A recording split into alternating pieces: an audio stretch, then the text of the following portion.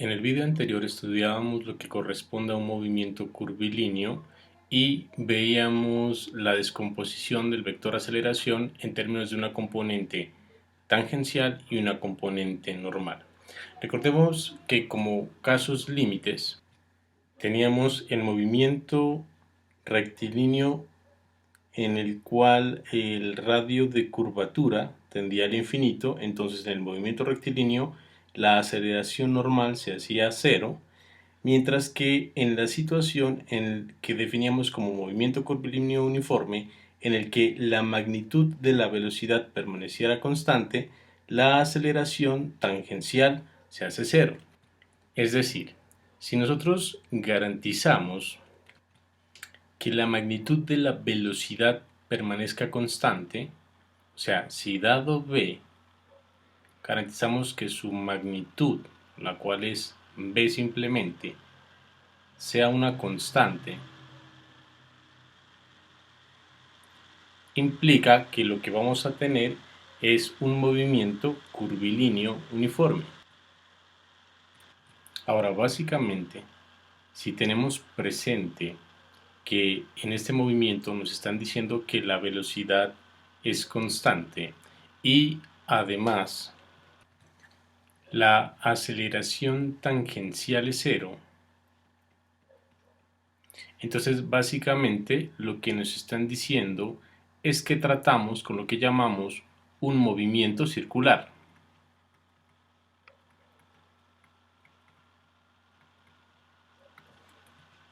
Básicamente la idea es la siguiente: considere la siguiente figura. Si nuestra trayectoria es una circunferencia, que les estoy diciendo que es un movimiento circular, respecto a un eje de referencia, que el horizontal pues siempre lo hemos llamado el eje X, una partícula que puede ser esta de masa m,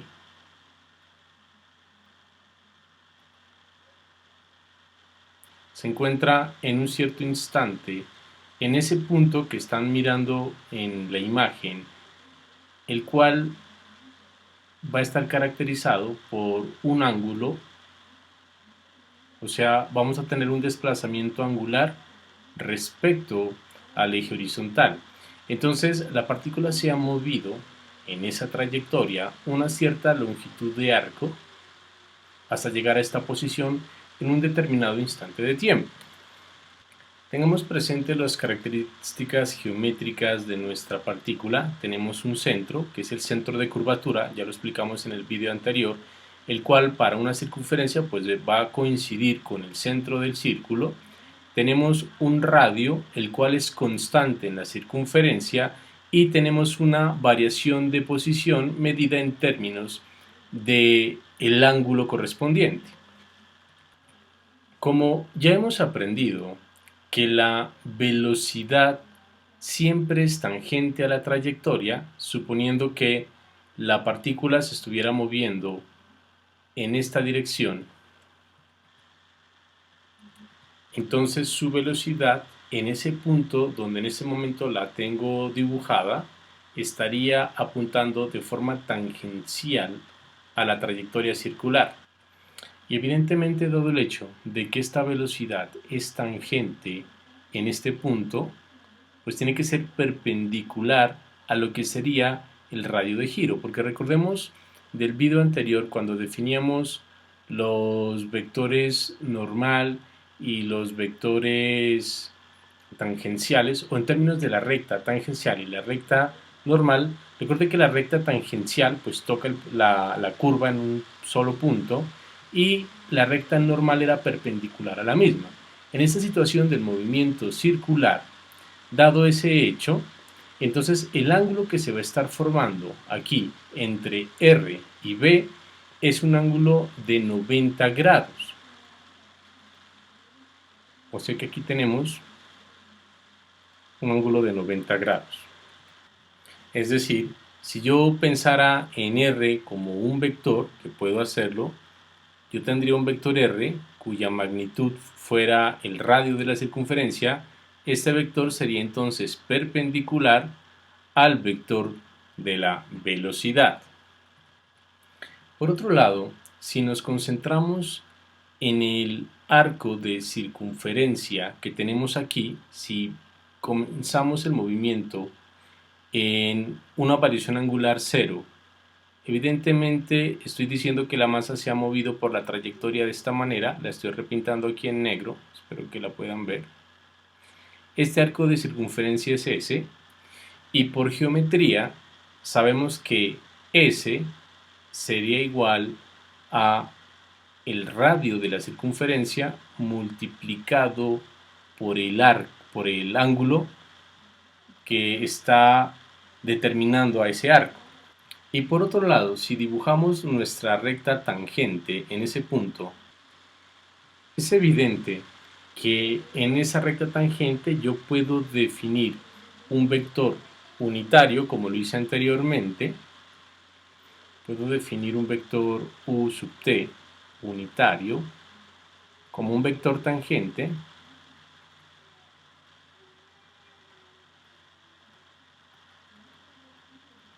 en la dirección de la recta tangente, el cual obviamente va a depender de donde yo me ubique. Recuerden que en el video anterior también les decía que el vector tangente tiene la propiedad de que su magnitud es constante, pero no su dirección. Dibujémoslo entonces. Para los que ya vieron el video anterior, creo que debe ser evidente que yo puedo escribir mi vector velocidad como su magnitud en la dirección del vector tangente. Si de pronto no ha visto el video, le recomendaría que mire donde yo he definido qué es el vector tangente y por qué el vector velocidad lo puedo expresar de esta manera. Ahora, como por otro lado, tenga presente que S es un desplazamiento, porque yo lo que tengo es que me estoy moviendo en la circunferencia, me muevo solo en la circunferencia. Entonces, cuando estaba en este punto me he desplazado esta distancia que es S, o sea que mi distancia recorrida viene siendo S. Dado eso, yo puedo decir entonces que, coloquemos un pero aquí, la magnitud de la velocidad pues debe ser igual a la variación del desplazamiento respecto al tiempo, ¿ok? Y como por otro lado S está dado por esta expresión, aquí era teta, disculpen, entonces implicaría que la velocidad viene siendo igual a la derivada respecto al tiempo del radio por el ángulo. Pero tenga presente que como nuestro movimiento es circular, me estoy moviendo sobre una circunferencia, geométricamente la propiedad que tiene la circunferencia, una de sus principales propiedades, es el hecho de que su radio no cambia, su radio es constante. Y como ese radio es constante, entonces yo puedo sacar a R de la derivada que estoy planteando aquí y decir simplemente que la velocidad viene siendo igual al radio de la circunferencia por la variación del ángulo con respecto al tiempo. Recuerden que me estoy concentrando solamente y por ahora en la magnitud del vector velocidad. Luego vamos a mirar su propiedad en términos de su carácter vectorial. Ahora sí continuemos. Mire que me ha aparecido esta cantidad que tengo aquí, que es variación angular respecto al tiempo, de θ dt.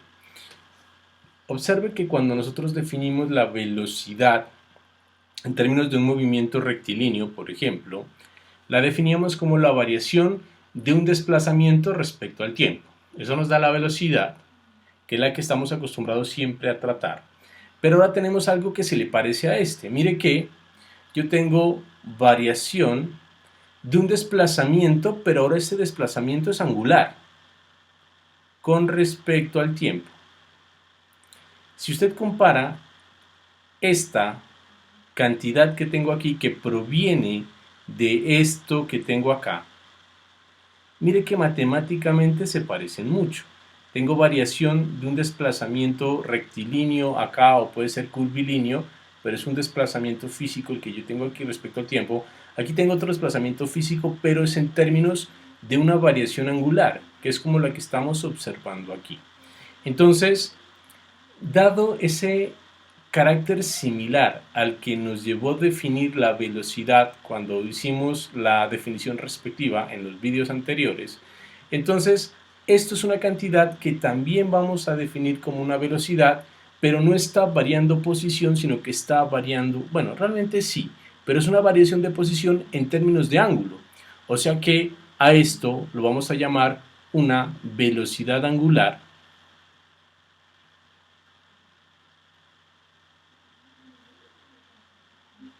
Y vamos a utilizar, esto es una definición, vamos a utilizar la letra griega omega para definir a esta velocidad. Vamos a enmarcar esto. O sea que tenemos una nueva cantidad física que es de nuestro interés y que va a tener las propiedades muy similares a las propiedades de la velocidad que hasta ahora hemos venido trabajando. Observe también que en términos de unidades, las unidades de la velocidad angular tienen que ser en el numerador unidades de ángulo, en el denominador unidades de tiempo. Dado que nosotros estamos haciendo uso de esta relación para definir la velocidad angular, o sea, en el procedimiento para llegar a la velocidad angular hicimos uso de esta relación es válida cuando nuestro ángulo se trabaja en unidades de radianes. ¿Ok? Dado ese hecho, como viene de ahí todo el cálculo que hemos realizado hasta llegar aquí, la velocidad angular entonces va a quedar en términos de radianes sobre segundo. Son radianes por segundo, entonces, las unidades que nos corresponden. Si volvemos e introducimos esta definición para el caso de la velocidad, entonces tenemos que la velocidad viene siendo igual a r por omega. Esta sería la magnitud de la velocidad. Entonces, ya tenemos cómo expresar la velocidad en términos de una propiedad que dependa de una variación de ángulo, porque eso es lo que tenemos cuando hay un movimiento circular. Por otro lado, recordemos que de entrada nuestra velocidad es una característica física o una propiedad física que es de carácter vectorial. Entonces, dado el hecho de que vemos una relación de proporcionalidad entre la velocidad y la velocidad angular, de alguna manera nos lleva a pensar que omega también debe tener un carácter vectorial. Vamos a mirar entonces cómo podemos deducir ese carácter vectorial. Voy a imaginar que observo este movimiento circular visto desde arriba, como lo estamos viendo aquí, pero en 3 dimensiones. Miremos el siguiente esquema.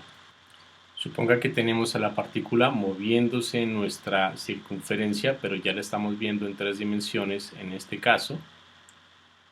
Evidentemente, el plano de la circunferencia se encuentra paralelo al plano XY y perpendicular al eje Z.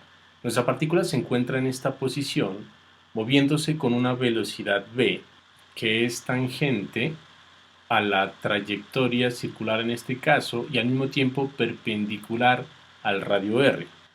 Como en este esquema he ubicado el sistema de referencia de forma tal que el origen coincida con el eje Z por sencillez, pero que se encuentra a una cierta distancia respecto al plano de la circunferencia, entonces yo necesito un vector posición que me caracterice la distancia existente entre el origen y el lugar donde se encuentra la masa. Ese vector de posición puede ser este vector que voy a pintar a continuación.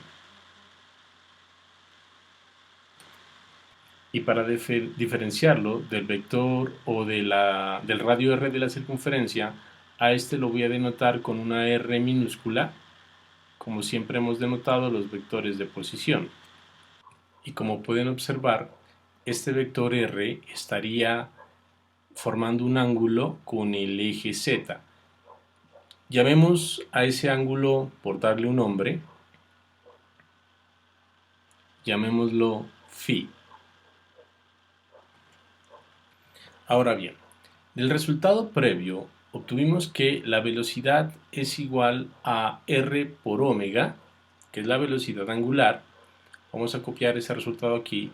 La velocidad viene siendo igual a r por omega, que es lo mismo que escribir omega por r. Son dos cantidades escalares con las que yo puedo aplicar la propiedad conmutativa. El orden de los factores no altera el producto.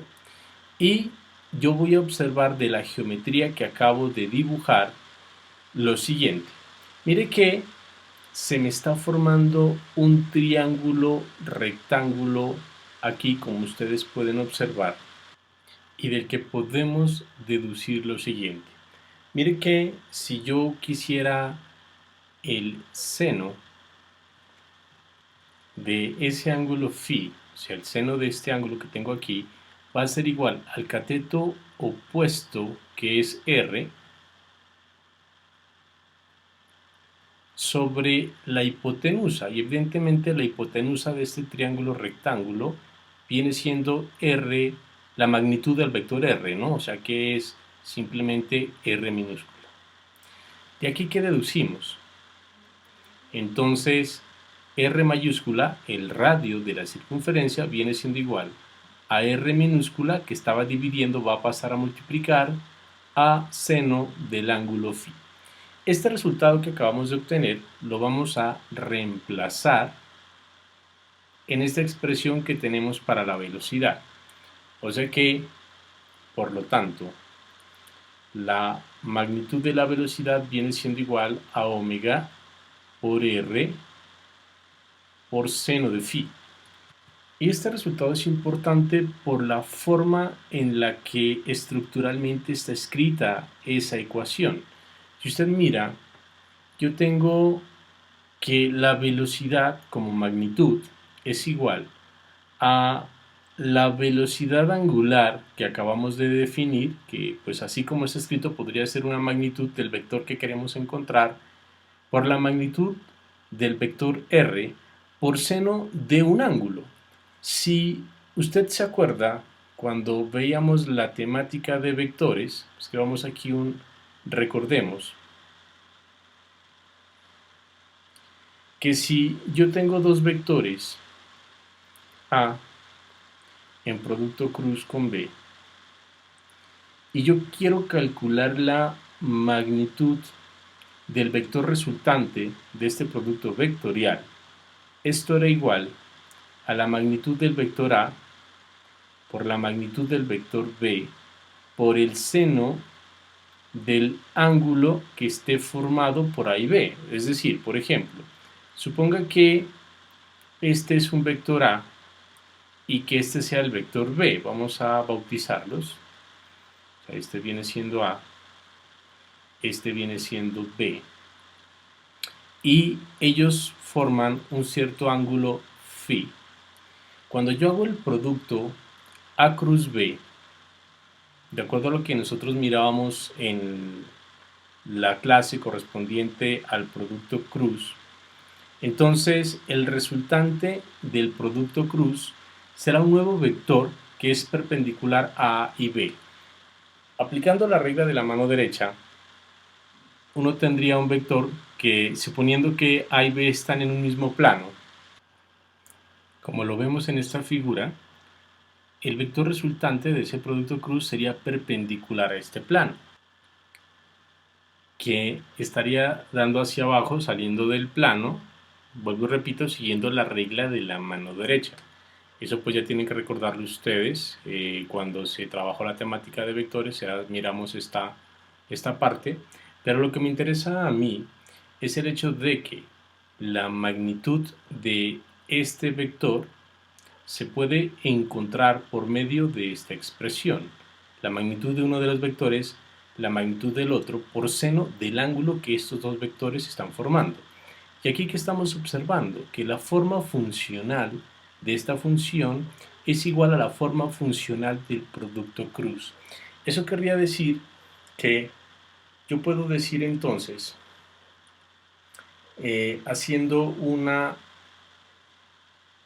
comparación entre las dos ecuaciones, decir entonces que la magnitud del vector velocidad debe ser igual a la magnitud del vector velocidad angular, que es el que queremos determinar, multiplicando a la magnitud del vector r por el seno de un ángulo que es phi, que nos va a estar dando el ángulo existente entre omega y r.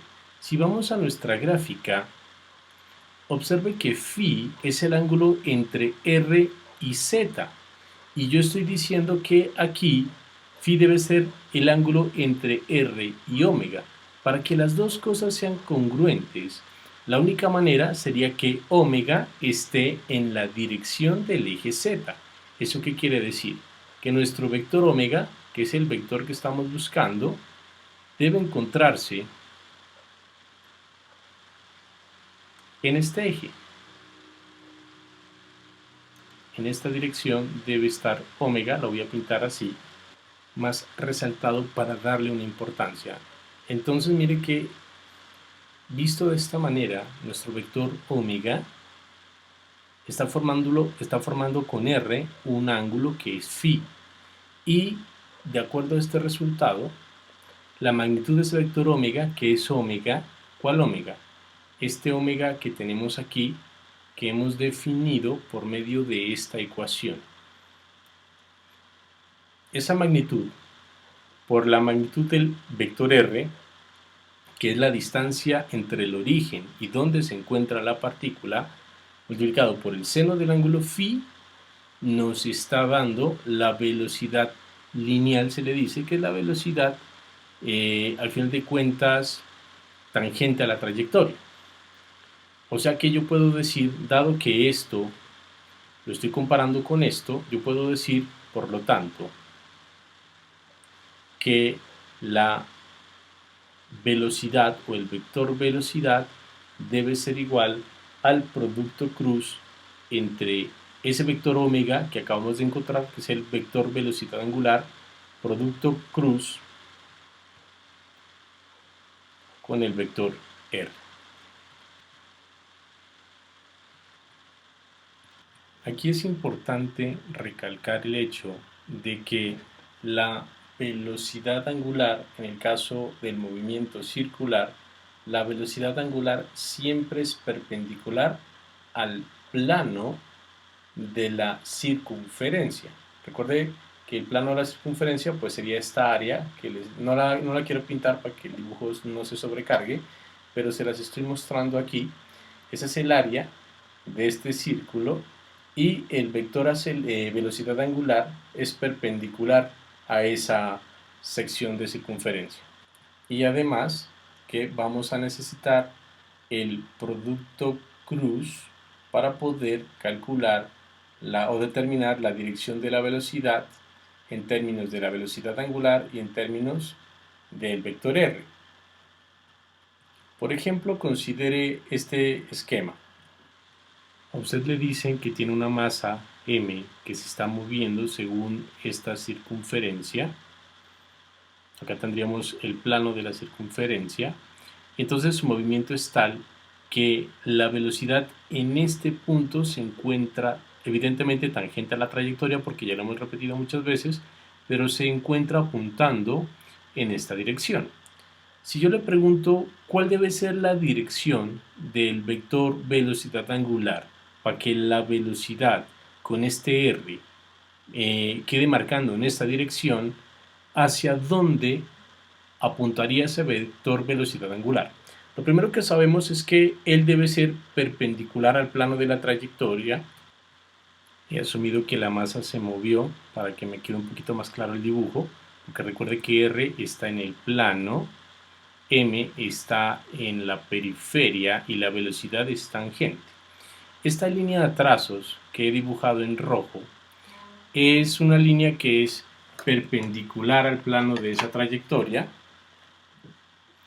y lo que sé porque ya lo acabo de mencionar, omega es perpendicular a este plano, o sea que omega va a estar en la dirección de esta trayectoria, pero lo que debo determinar es que si va a estar apuntando hacia arriba o va a estar apuntando hacia abajo. ¿Qué opinaría usted?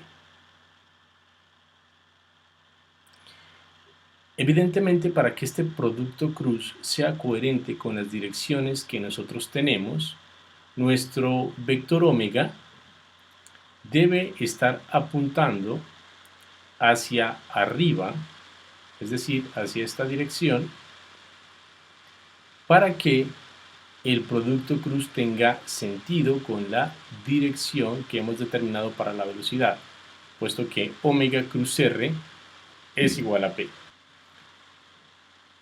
Si de pronto está teniendo dificultades para lo que corresponde al producto cruz, sobre todo recordar que esto se hace con la regla de la mano derecha para determinar la dirección de los vectores, puede escribir en los comentarios, en la parte de abajo de este video, si le interesaría que hiciéramos un video con respecto al producto cruz.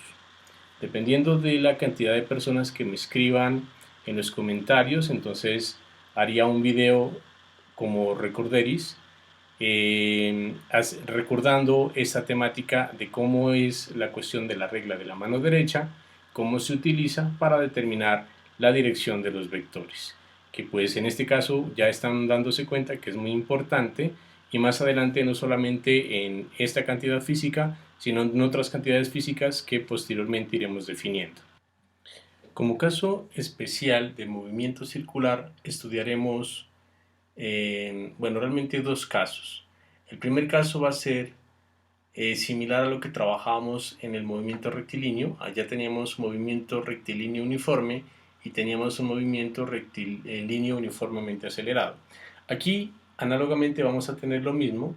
Vamos a contar con un movimiento circular uniforme y con un movimiento circular uniformemente acelerado. Definamos los dos movimientos y miremos qué propiedades físicas salen de los mismos. Recordemos que en el caso del movimiento uniforme, me refiero al rectilíneo, la premisa fundamental de ese movimiento era que la velocidad fuera una constante de movimiento.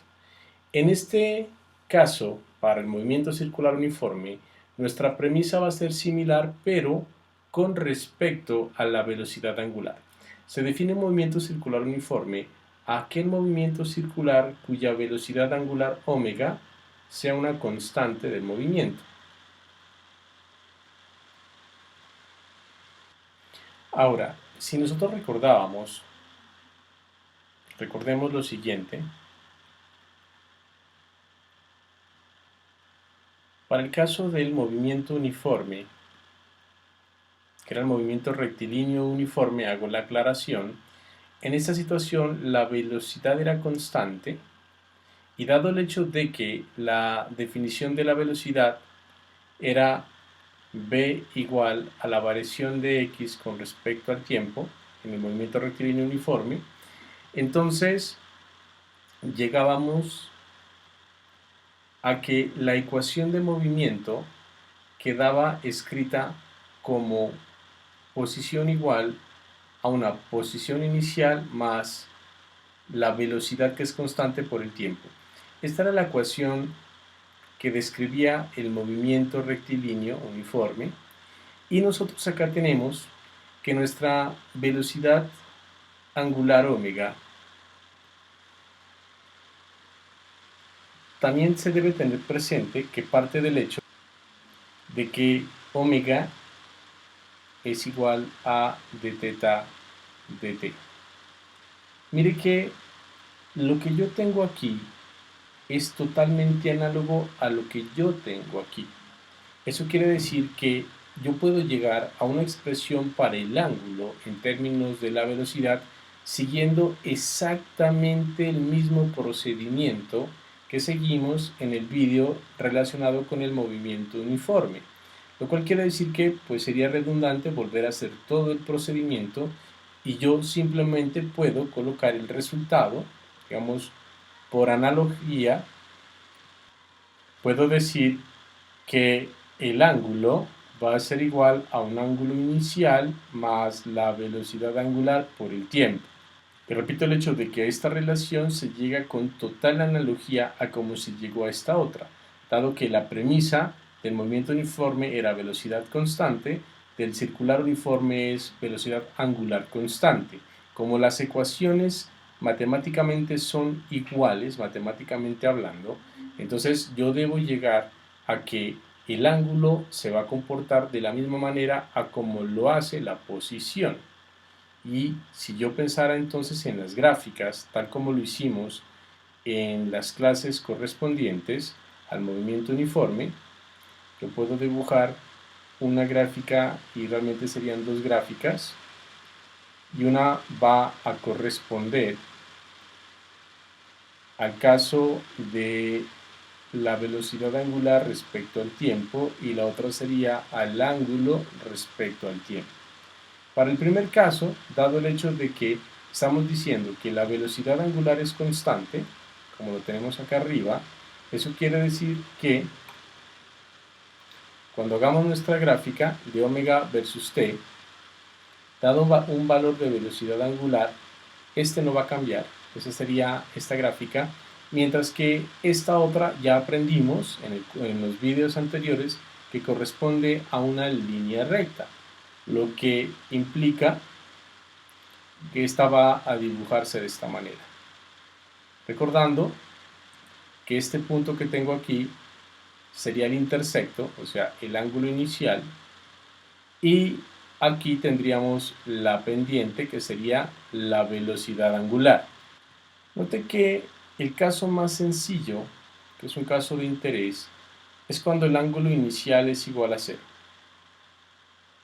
que normalmente es muy fácil determinar este ángulo de esta manera porque en las condiciones experimentales yo puedo decidir dónde está mi ángulo inicial y en qué momento puedo comenzar a medirlo. Dado ese hecho, si yo asumiera que ese ángulo inicial fuera 0, pues nuestra ecuación para el ángulo simplemente me queda como omega por t. Aquí podemos aprovechar para definir otra cantidad importante del movimiento. Escribamos una definición.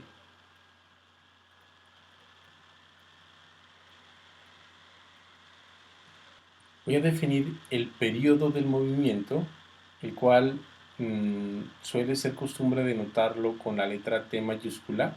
En algunos libros de texto puede ser P mayúscula, pero bueno, eso no importa.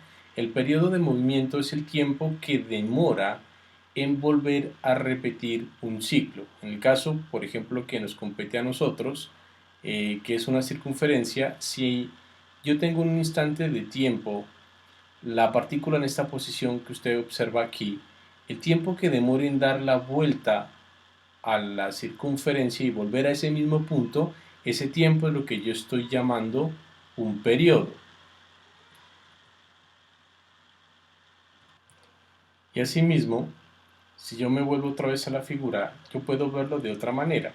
Observa que si yo pienso en términos del número de vueltas que yo puedo estar dando en intervalos de tiempo, yo lo que sí tengo toda la certeza es que en un periodo yo he dado una vuelta.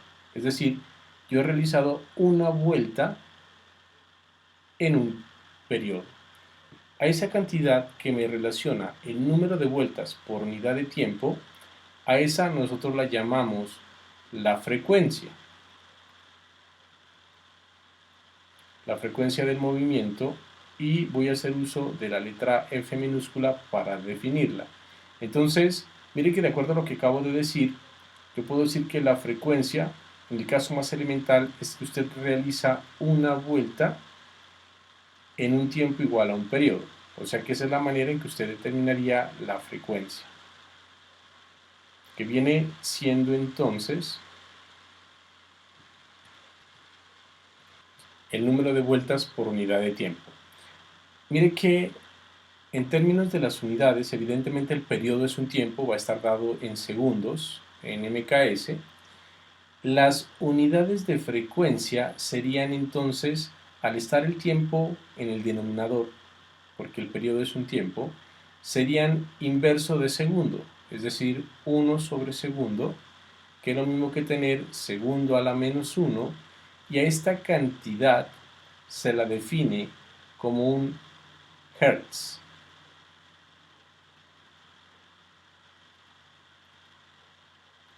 O sea que un hertz es una medida de frecuencia que es una unidad de medida inversa al tiempo. Bien, ahora queremos encontrar una relación entre la frecuencia y la velocidad angular. Para eso observe lo siguiente, volvamos a nuestra figura de una circunferencia. Mire que si yo asumo en un periodo, ¿sí? He dado una vuelta, ¿no? Entonces, en un periodo yo realizo una vuelta. En ingeniería diríamos una revolución.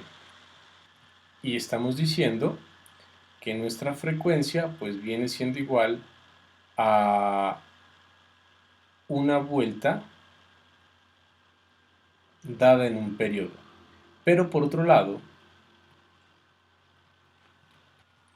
de la relación que obtuvimos aquí abajo, de esta, asumiendo que el ángulo inicial fuera cero, porque yo decido cuándo comienzo a medir, imagine que yo decidí que comencé a medir cuando estaba en esta posición, ahí tenía mi cero, o más bien mi cronómetro en cero, y ahí comencé a medir. Y también decido que ese sea mi ángulo inicial igual a cero. Eso no tengo ningún problema.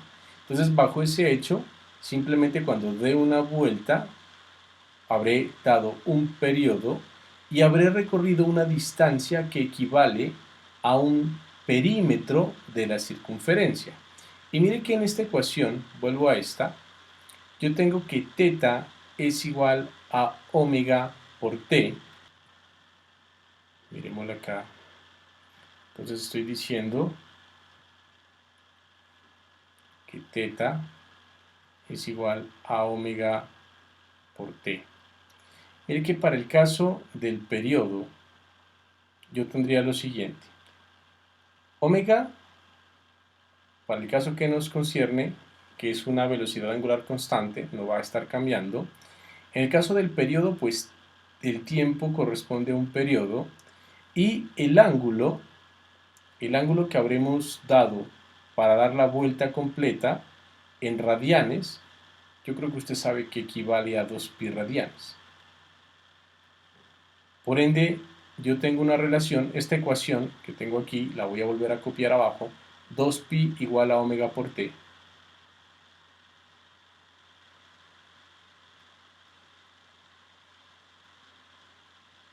Por t del periodo. Entonces mire que tengo que t, el periodo viene siendo igual a 2pi por omega, sobre omega. Aquí tendríamos una nueva relación que también nos va a servir para los problemas. Y además, sabemos de esta otra definición que tenemos aquí, que el periodo o la frecuencia es igual al inverso del periodo. Esto es lo mismo que decir que el periodo es igual al inverso de la frecuencia. Es otra manera de escribir la misma relación. Entonces, si hago uso de esta otra definición, utilizando estas dos, yo puedo decir aquí que 1 sobre f, que es el periodo, es igual a 2pi sobre omega. Y haciendo álgebra, omega pasa a multiplicar, me queda que omega es igual a 2pi por la frecuencia. Entonces ahí tendríamos la relación entre la frecuencia angular y la otra frecuencia que simplemente se le llama frecuencia o frecuencia convencional. Y, perdón, la velocidad angular. No se confunda si he dicho frecuencia angular, a la velocidad angular también se le suele llamar frecuencia angular, dado el hecho de esta relación. Entonces, si usted mira en algún vídeo, en algún libro de texto que le hablan de frecuencia angular o de velocidad angular, no hay distinción alguna, viene siendo lo mismo. Realicemos un ejemplo.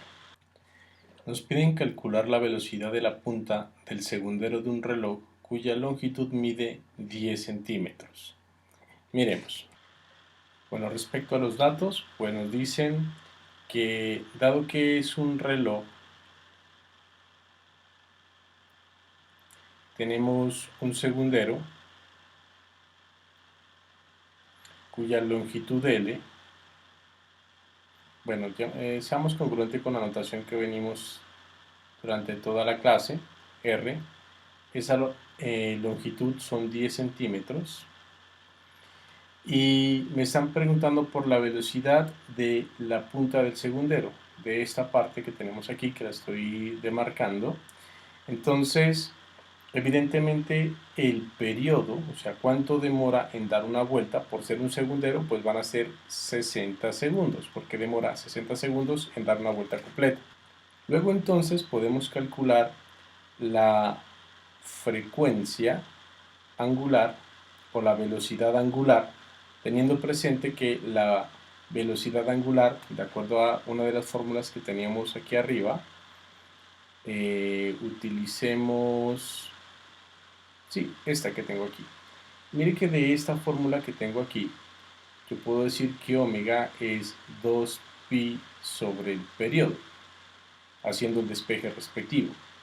Entonces yo puedo usar esa fórmula, omega es 2pi sobre el periodo, o sea que viene siendo igual a 2pi sobre 60, y entonces cuando hacemos el cálculo de esto nos va a dar 0.1047,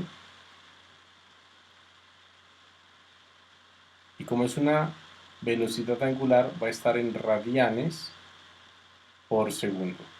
Luego también mirábamos que la relación entre la velocidad angular y la velocidad v para el movimiento circular está dada por esta expresión que tenemos aquí. La magnitud de la velocidad es omega por r, o sea que yo tengo que v viene siendo igual a omega por r, que viene siendo igual a omega, que lo acabamos de encontrar, 0.1047 por r, que viene siendo los 10 centímetros, y eso va a quedar en centímetros por segundo, porque es una velocidad y r está dado en omega y tiempo en segundos.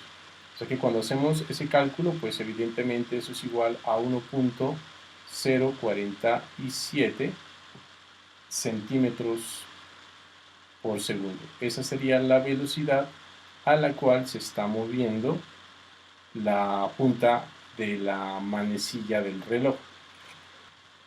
Bueno, vamos a finalizar este video hasta esta temática del movimiento circular uniforme. En el siguiente video vamos a mirar lo que es el movimiento circular uniformemente acelerado. Tendremos que definir una aceleración angular, retomar lo que habíamos visto en el video anterior de la aceleración normal y la aceleración tangencial, y posteriormente en ese mismo video haremos una generalización del movimiento circular y el movimiento curvilíneo.